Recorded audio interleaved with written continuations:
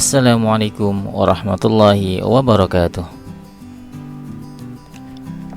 Syarat-syarat puasa dan hukum puasa bagi musafir, orang sakit, lanjut usia, wanita hamil, dan menyusui. Pembahasan pertama, syarat-syarat puasa. Dalam kewajiban berpuasa bagi seorang muslim disyaratkan balik dan berakal. Berdasarkan sabda Nabi sallallahu alaihi wasallam, "Rufi'al qalamu an salasatin, 'anil majnuni hatta yafiq, wa 'anin naimi hatta yastayqidh, wa 'anis sabiyyi hatta yahtalima." Al-qalam atau pencatat amal diangkat dari 3 orang. Orang gila sampai dia sadar, orang tidur sampai dia bangun, dan anak kecil sampai dia dewasa. Hadis riwayat Abu Daud. Seorang wanita muslim disyaratkan suci dari darah haid dan nifas berdasarkan sabda Nabi sallallahu alaihi wasallam ketika menjelaskan kekurangan agamanya perempuan. Alaisat idza hadat lam tusalli wa lam tasum. Bukankah apabila perempuan itu haid, dia tidak mengerjakan sholat dan tidak pula mengerjakan puasa? Hadis riwayat Bukhari. Pembahasan berikutnya adalah puasa bagi musafir. Apabila seorang muslim bepergian sejauh jarak yang dibolehkan untuk mengqashar salat, yaitu 48 mil, maka Allah memberikan keringanan baginya untuk berbuka puasa. Tetapi dia wajib menggantinya ketika telah bermukim berdasarkan firman Allah Subhanahu wa taala, "Faman kana minkum maridan aw 'ala safarin fa'iddatum min ayyamin ukhra." Maka barang siapa di antara kamu ada yang sakit atau dalam perjalanan, lalu ia berbuka, maka wajiblah baginya berpuasa sebanyak hari yang ditinggalkan itu pada hari-hari yang lain. Quran Surah Al-Baqarah ayat 184. Kemudian jika berpuasa dalam bepergian itu tidak memberatkannya, lalu dia tetap berpuasa, tentu itu lebih baik. Jika memberatkannya, lalu dia berbuka atau tidak puasa, tentu itu lebih baik juga. Sesuai dengan yang dituturkan oleh Abu Sa'id Al-Khudri radhiyallahu anhu. Kunna naghzu ma'a Rasulillah sallallahu alaihi wasallam fi Ramadan, faminna as-sha'im wa minna al-muftir. Fala yajidu as-sha'imu 'ala al-muftir, walal muftiru 'ala as-sha'im. Summa yarawna anna man wajada quwwatan fasama fa inna dhalika hasan, wa yarawna anna man wajada dha'fan fa aftara fa inna dhalika hasan. Kami pernah ikut berperang bersama Rasulullah sallallahu alaihi wasallam pada bulan Ramadan. Di antara kami ada yang berpuasa dan ada juga yang tidak berpuasa. Maka orang yang berpuasa tidak marah kepada orang yang tidak berpuasa, dan orang yang tidak berpuasa tidak marah kepada orang yang berpuasa.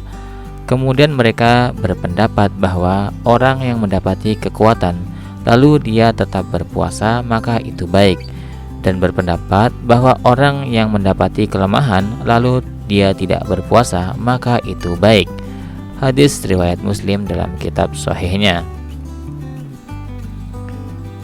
Pembahasan berikutnya, puasa bagi orang yang sakit. Apabila seorang muslim sakit pada bulan Ramadan, maka dipertimbangkan dahulu. Jika mampu untuk berpuasa tanpa merasa kesulitan, maka dia tetap berpuasa. Tetapi jika tidak mampu, maka boleh berbuka atau tidak puasa. Kemudian, jika dia mengharapkan kesembuhan dari sakitnya, dia boleh menunggu sampai sembuh atau tidak puasa, kemudian mengqadha atau mengganti puasanya. Jika kesembuhannya tidak bisa diharapkan lagi, maka dia boleh berbuka atau tidak puasa dan membayar fidyah dari hari yang dia tidak berpuasa sebanyak 1 mud atau kurang lebih 544 gram makanan, yakni 1 cidukan tangan gandum. Berdasarkan firman Allah Subhanahu wa taala, wa 'alal ladzina yutiqunahu fidyatun ta'amu miskin. Dan wajib bagi orang-orang yang berat menjalankannya jika mereka tidak berpuasa membayar fidyah, yaitu memberi makan orang miskin. Quran Surah Al-Baqarah ayat 184. Pembahasan berikutnya adalah puasa bagi orang yang lanjut usia. Apabila seorang muslim laki-laki atau perempuan telah mencapai usia lanjut sehingga tidak kuat berpuasa, maka dia boleh berbuka atau tidak puasa dan membayar fidyah dari hari yang dia tidak berpuasa sebanyak 1 mud makanan. Hal ini berdasarkan perkataan Ibnu Abbas radhiyallahu anhu. Diberitakan keringanan atau tidak berpuasa bagi orang yang lanjut usia, yaitu cukup dengan memberi makan setiap hari 1 orang miskin dan tidak ada qadha atau ganti baginya.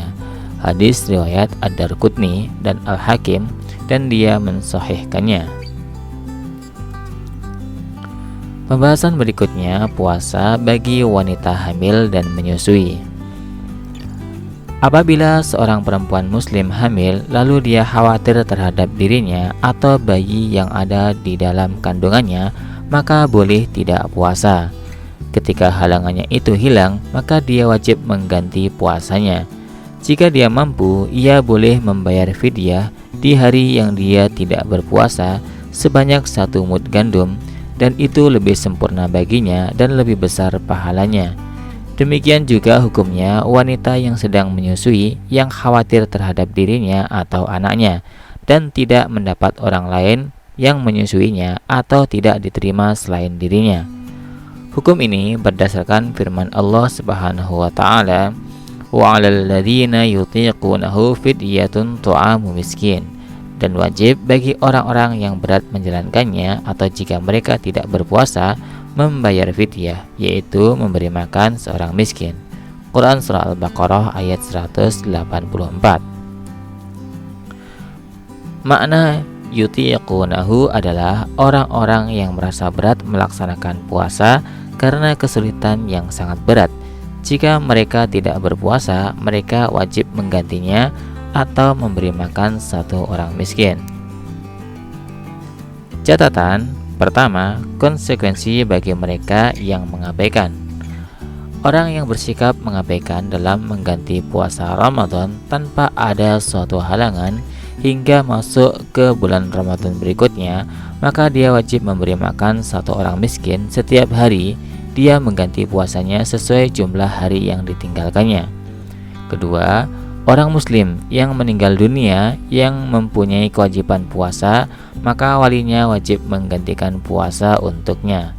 Hal ini berdasarkan sabda Nabi sallallahu alaihi wasallam, "Man mata wa alaihi syamun shoma anhu waliyuhu." Barang siapa yang telah meninggal dunia dan padanya ada kewajiban puasa, maka walinya itu wajib mengqadhakan puasanya. Hadis riwayat Al-Bukhari. Ketiga, juga sabda beliau kepada seseorang yang bertanya kepada beliau dengan berkata, "Sesungguhnya ibuku telah meninggal dan padanya ada kewajiban puasa 1 bulan. Bolehkah aku mengqadha atau menggantikan untuknya?" Beliau menjawab, "Na'am, fadainullah haqqu ayyuqdha."